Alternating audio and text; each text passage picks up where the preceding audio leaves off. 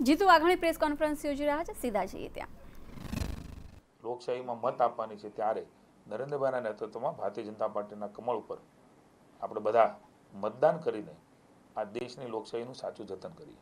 જીતુભાઈ, હાર્દિક પટેલે જ્યારે જામનગર બેઠકની જાહેરાત કરી કે એની ઉપર ચૂંટણી લડશે, ત્યારબાદ ભાજપે જામનગર બેઠક ઉપર કોણ હાર્દિક પટેલ?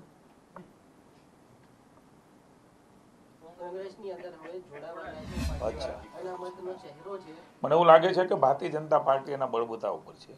આવા તો અનેક લોકો ભારતીય જનતા પાર્ટી સામે આવ્યા ને ગયા. કોંગ્રેસના પ્યાદા તરીકે જ હંમેશા કામ કર્યું છે. ચૂંટણીમાં કોંગ્રેસના પૈસા લઈને સભાઓ કરી છે. હું તો ઈચ્છું છું કે કોઈ વ્યક્તિ સમાજને ગેરમાર્ગે દોરીને કોઈ પાર્ટીમાં જોડાતા હોય જેનો અસલી ચહેરો છે. હું ક્યારેય નહીં લડું, ક્યારેય નહીં આવું. સમાજના નિર્દોષ લોકોના મૃત્યુ કરાવનાર, અલગ અલગ રીતે ઉશ્કેરીજનક વાતો કરનાર, હવે એનો અસલી ચહેરો બહાર આવ્યો છે. જનતા સમાજ બારીકાઈથી જોઈ રહ્યો. પણ હું પુનઃ કહું છું, ભારતીય જનતા પાર્ટી એના બળબૂતા ઉપર છે. આ રાજ્યમાં 6ઠી વાર સરકાર બની છે. નરેન્દ્રભાઈના નેતૃત્વમાં થમ્બિંગ મેજોરિટી સાથે સરકાર બની છે, હજી પણ બનવા જઈ રહી છે. નરેન્દ્રભાઈ દેશ અને દુનિયામાં ગૌરવ માથું ઊંચું કરી શકીએ એ પ્રકારે ભારતનું ગૌરવ વધાર્યું છે. ગુજરાતનું ગૌરવ છે, ભારતનું ગૌરવ છે. કોંગ્રેસને વાતો કરવાની, આવા લોકોને લોકશાહીમાં ગમે ને ગમે ત્યાં જવું હોય ત્યાં જઈ શકે છે, એ બધાનો અબાધિત અધિકાર છે. પણ હું હમણાં જોતો હતો, જ્યારે પણ એનામાંથી કોઈ છોડીને જાય ત્યારે એકને એક રેકડ, લોભ, લાલચ, દંડ, શામ, દામ, લગભગ હું સાંભળી રહ્યો છું. અરે ભાઈ, એવું બધું હોય તો તમને કોણ ફરિયાદ કરવાની ના પડે છે? આ વલ્લભભાઈ મારી બાજુમાં બેઠા છે, મને કહેતા હતા કે સાબિત નહીં કરે તો હું ફરિયાદ કરીશ. આ પ્રકારની વાતો પોતાના લોકોને સાચવી નહીં શકે એવી કોંગ્રેસ આ પ્રકારની વાતો કરી અને શું સૂચવવા માંગે છે? હું તો કોંગ્રેસના લોકોને તમારા માધ્યમથી ગુજરાતની જનતાને કહેવા માંગુ છું કે તમે નબળા છો એ સ્વીકારી લો. ભારતીય જનતા પાર્ટી સબળી છે એ સ્વીકારી લો. તમે નેતૃત્વ કરો છો, અમે પણ વિરોધ પક્ષમાં હતા, તમે સત્તા લાલ લગાટ ચલાવી છે. આજે વાત કરો છો ત્યારે આખી રાજપા બનાવીને સપોર્ટ તમે આપ્યો છે. મારે કહેવું છે આજે આપ સૌને, ભારતીય જનતા પાર્ટીના 5 ધારાસભ્યો 2007માં કોંગ્રેસના સિમ્બોલ ઉપર કોણે લડાવ્યા હતા? કોણે રાજીનામા અપાવ્યા હતા? કોણે હેલિકોપ્ટર આપીને સભાઓ કરાવતા હતા? મહેરબાની કરીને જનતાને ગેરમાર્ગે દોરવાનો પ્રયાસ ન કરો. આ રાજ્યની અંદર તમારા પાપ પીડ્યા છે.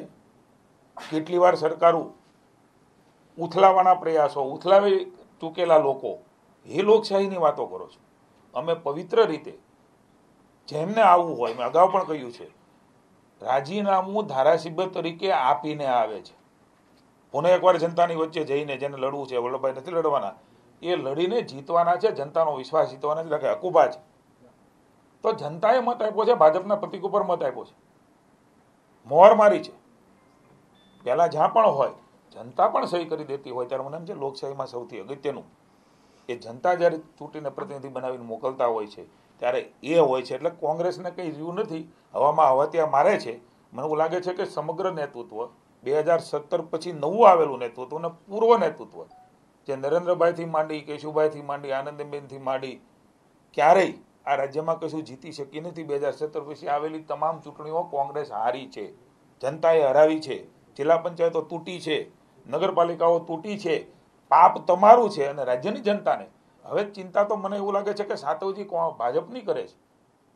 અરે ભાઈ, તો તમારે સારું ભાજપની ચિંતા. તમે એમ કહેતા હો કે ભારતીય જનતા પાર્ટીમાં હવે આમ છે, ભાજપના કાર્યકર્તાઓ ચિંતા કરે છે. હવે એમને શું કરવું? તમારે એમની ચિંતા કરવાની જરૂર નથી. ભારતીય જનતા પાર્ટીનો કાર્યકર્તા એ અમારો સૈનિક છે. ભારતીય જનતા પાર્ટીનો કાર્યકર્તા એ અમારું ગૌરવ છે. તમે આટલી બધી લાગણી હોય તો મને એવું લાગે છે કે તમે બધા ખુલ્લું મૂકીને ભારતીય જનતા પાર્ટીના કાર્યકર્તાઓની સાથે જોડાઈ જાઓ, અમને કોઈ વાંધો નથી. એટલે માત્ર ને માત્ર હવામાં હવાથી આ સાતવ હોય કે બીજા લોકો હોય કે કોઈ પણ લોકો હોય, આ રાજ્યમાં કશું ઉકાળી શકવાના નથી. કારણ કે ભાજપ એ સેવાના ભાવ સાથે લોકોની વચ્ચે છે. વિપક્ષના નેતા પરેશ ધાનાણીએ કીધેલું હતું કે જો અમારા કોઈ ધારાસભ્યોને મંત્રી બનાવતા હોય તો તમે લિસ્ટ આપી દો, અમે મોકલી દઈશું. અમારે કોઈને લિસ્ટ આપવાની જરૂર નથી. સાચવવાની જવાબદારી એમની છે. મારું પુત્ર ને મારું બાળક હોય તો બાળકને મોટું મારે કરવાનું હોય, સાચવવાનું મારે હોય, ઘરમાં મારે રાખવાનું હોય. કહેવત છે, હું નથી કહેતો સૌરાષ્ટ્રની, એ કોઈ બીજા ન ધોઈ દે, કપડાં આપણે જ ધોવા પડે. એટલે મહેરબાની કરીને તમેમાં શક્તિ નથી, તમારામાં તાકાત નથી, અને તમે ભારતીય જનતા પાર્ટીને, પ્રજાને વાત કરવાના ગેરમાર્ગે દોરવા નીકળ્યા છો.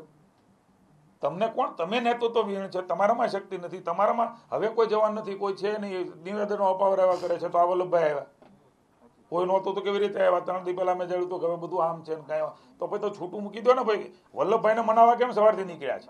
હું પૂછવા માંગુ છું આપના માધ્યમથી, વિપક્ષના નેતાને, પ્રમુખને, સાતોને. આપના માધ્યમથી મેં જોયું છે 3 ધારાસભ્યો એને સાચવવા નીકળ્યા, ગોતવા નીકળ્યા, સવારથી ફોન કરે છે. ભાઈ તમારે કોઈની જરૂર નથી તો શેના માટે તમે બચાવવા નીકળો છો? અમે કોઈને તોડતા નથી. સ્વયં રીતે જેમને પણ ભારતીય જનતા પાર્ટીમાં આવવું છે, કાયમ કહ્યું છે, ચૂંટણી આવી એટલે નહીં, અમે કાયમ આવતા રહ્યા છીએ, અને કમલમની અંદર કાયમ કેસ પહેરાવતા રહે છે, અને પહેરાવશું પણ. Thank you.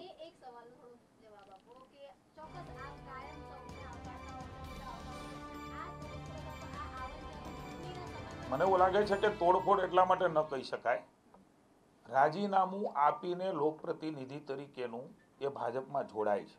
જેમના થકી પ્રતિનિધિત્વ મળ્યું છે એ પ્રતિનિધિત્વ આપીને જોડાય છે. એટલે મને એવું લાગે છે કે છોડીને, પ્રતિનિધિત્વ છોડીને, એ સભ્યપદ છોડીને આવે છે. હવે કારણોમાં તો ભાઈ વલ્લભભાઈ કહ્યું કે એમનું આંતરિક હુસાતુસી, તમને ચૂંટણી લાગે છે, જિલ્લા તાલુકા પંચાયત પણ તૂટી છે, વચ્ચે ચૂંટણી નહોતી ત્યારે પણ કેટલાક લોકો નીકળ્યા છે. સ્વાભાવિક છે કે લોકશાહીનું પર્વ આવતું હોય ત્યારે જેમને પણ એવું લાગતું હોય કે આ ઠીક નથી, અને નરેન્દ્રભાઈનું નેતૃત્વ જે પ્રકારે વિરાટ સ્વરૂપે બહાર આવ્યું છે, હું માનું છું કે પહેલી વખત આ ભારતની ભૂમિએ નરેન્દ્રભાઈને દેશની સેવા કર્યા પછી વિરાટ સ્વરૂપમાં વિશ્વના નેતા તરીકે જોઈ રહ્યું છે, ત્યારે ગૌરવ છે. સ્વાભાવિક છે નરેન્દ્રભાઈના નેતૃત્વની ચૂંટણી હોય ત્યારે સૌ આવે. હજી પણ કહું છું, કોંગ્રેસે કશી કહેવાની આવશ્યકતા નથી, લિસ્ટ અમારી પાસે માગવાની આવશ્યકતા નથી. તમારે તમારું કરવાનું છે, અને તમે ભૂતકાળમાં આ બધું પ્રતિનિધિના રાજીનામા અપાવ્યા વગર કર્યું છે, સરકારો તોડી છે. અમે પ્રતિનિધિ જે આવા માંગતા હોય એને રાજીનામું આપીને સ્વીકારીએ છીએ. Thank you. સવાલ એ છે કે રાજનીતિ છે, રાજનીતિમાં એક નૈતિકતા હોય. આવી રીતે જુદી વાત, આવી રીતે રાજીનામું અનિલભાઈ અપાવવાનું નથી હોતું, સ્વયં આપે છે. બીજી વખત પેટા ચૂંટણી થાય, એ ખર્ચ એ ટેક્સપેયરનો પૈસો છે, તો લાગતો નથી આ ટેક્સપેયર અને મતદારો સાથે દ્રોહ છે? મને એવું લાગે છે કે તમે જે ભારતીય જનતા પાર્ટી માટે વાત કરો છો, કોંગ્રેસે તો પ્રતિનિધિ ચાલુ રાખીને સરકારો તોડ્યાના દાખલાઓ છે. અમે કોઈ તોડફોડ કરતા નથી. પ્રતિનિધિત્વ તરીકે રાજીનામું આપીને બધાને લોકશાહીમાં લડવાનો, રાજીનામું આપવાનો, ચૂંટણી લોકશાહીની પ્રક્રિયાનો ભાગ છે. રાજીનામું આપે તો ચૂંટણી આવે, એ સ્વાભાવિક પ્રક્રિયા છે. કોઈનું મૃત્યુ થઈ જાય તો ચૂંટણી આવે, સ્વાભાવિક પ્રક્રિયા છે. એટલે આ પ્રક્રિયા લોકશાહીમાં બંધારણની રીતે એક ભાગ છે, એ તરીકે આવે છે. Thank you.